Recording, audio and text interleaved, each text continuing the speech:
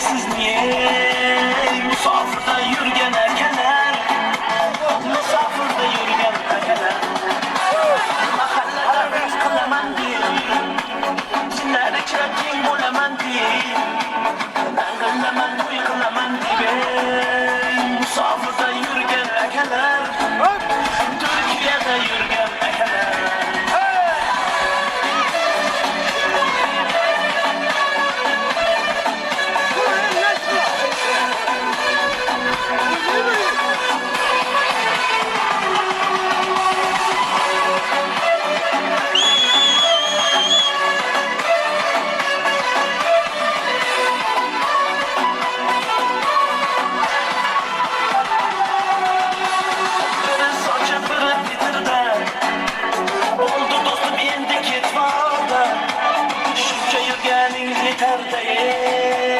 Musafirda yürgen ekeler, maskerlerde yürgen ekeler.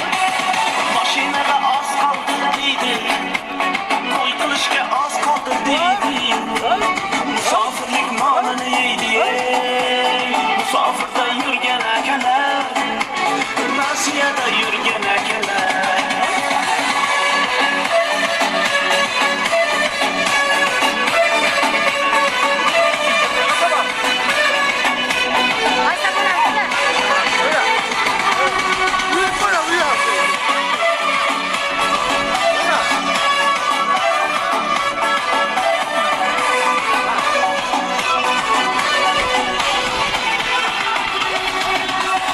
Mesajlarını sağınıp kalgan, resimlerge avınıp kalgan.